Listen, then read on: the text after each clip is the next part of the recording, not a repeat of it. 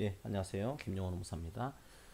오늘은 근로기준법상의 근로자에 대한 사례 한 가지를 살펴보도록 하겠습니다. 근로자가 이제 맞냐 아니냐 이 문제는 여러 군데에서 문제가 돼요. 자, 그 중에서도 회사에서 또 문제가 되는 것 중에 하나가 임원이 문제가 됩니다. 과연 임원이 어떤 퇴직을 했다, 혹은 임원이 어떤 문제가 생겼다. 과연 임원을 근로기준법에서 얘기하는 근로자로 봐서 이게 보호를 해야 될 거냐, 그렇지 않을 거냐, 이런 문제가 등장할 수가 있어요. 자, 우리나라가 이 내용은 중요하죠. 누가 근로자인 거냐? 자, 근로기준법상으로 보호를 받기 위해서는 내 신분이 법적인 지위가 근로자가 돼야 돼요. 만약에 내 신분이 법적인 지위가 근로자가 아니게 되는 거다. 그러면은 이 근로기준법에서 얘기하는 이 여러 가지 내용들이 보호가 안 됩니다. 적용이 안 되는 거죠. 그런 거 임원이 회사의 임원이 근로자가 될 수 있는 거냐? 자, 이 문제가 또 하나의 중요한 문제가 되게 됩니다. 자, 이 판례의 사실관계를 제가 짧게 소개를 해드릴게요.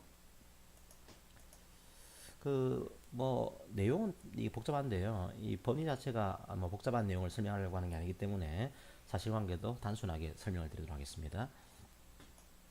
자, 어떤 갑이라고 하는 임원이 있어요. 이분이 처음에 비등기 임원으로 입사를 했다가 나중에 등기 임원으로 되게 됩니다. 그리고 나서 퇴직을 하게 돼요. 자, 을이라고 하는 임원이 있습니다. 을이라는 임원은 처음부터 비등기 임원으로 들어와서 퇴직을 하게 돼요.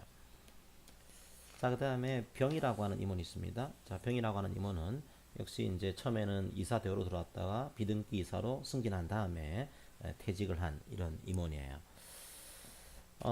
이제 회사가 이제 이분이 퇴직하고 난 다음에 회생 절차에 들어가게 됩니다. 그러면 회생 채권이 있거든요.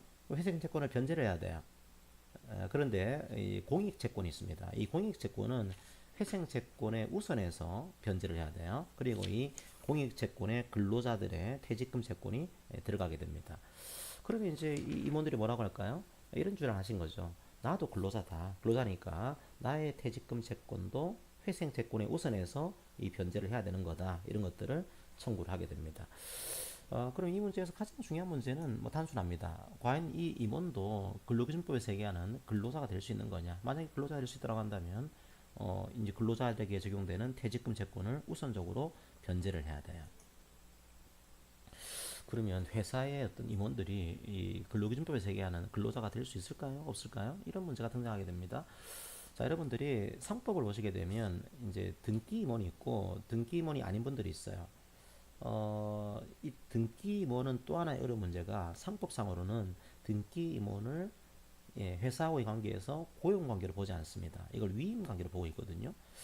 그러면 등기 임원은 이게 위임 관계에 있다 보니까 근로계약 관계 이게 있지 않지 않냐? 그러면은 이 사람은 근로자가 아닌 거 아니냐? 이렇게 볼 수 있어요. 예, 원칙적으로 등기 임원은 회사하고 관계가 위임 관계이기 때문에 근로자라 보기는 어렵습니다. 하지만 등기가 됐으면 무조건 그 근로자가 아닌 거냐? 뭐 그렇지는 않아요.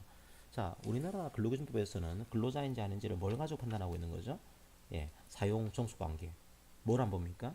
예, 형식을 보질 않아요. 과연 이 사람과의 형식적인 계약 관계가 위임 계약 관계인 거냐, 근로계약 관계인 거냐, 도급 계약 관계인 거냐, 용역 계약 관계인 거냐, 이걸 보는 게 아니고 실질을 본다라고 했죠. 그래서 이 상법의 문제가 아니고 근로기준법에서는 이 사람이 근로자인지 아닌지는 계약의 형식을 보지 않습니다. 실질적으로 종속 관계하에서 노동을 제공하고 임금 받고 있는 거냐 이걸 봅니다.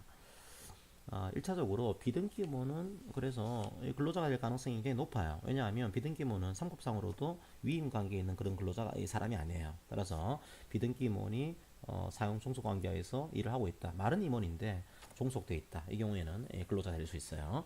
자, 그러면 등기임원인 경우에는 이게 근로자가 아닌 거냐? 예, 근로자가 되기가 쉽지는 않겠죠. 왜냐하면 상법상으로 위임 관계에 있다 보니까 이걸 뒤집기는 상당히 현실적으로 쉽지는 않습니다. 하지만 그렇다고 하더라도 이것도 이 근로자인지 아닌지를 판단하는 결정적인 징표는 아니에요. 만약에 모양은 등기임원인데 사실은 대표이사가 지휘 감독하면서 이 사람을 종속 관계에서 일을 시키고 있다. 이 경우에는 근로자가 될 수도 있습니다.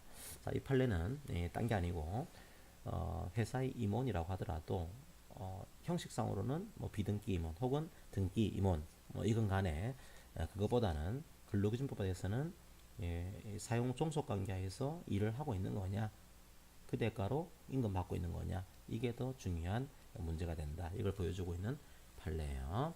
그래서 이 경우에는 이제 근로자가 될 수 있다라고 하는 그 판례 내용을 하나 소개를 해드리고 있는 겁니다.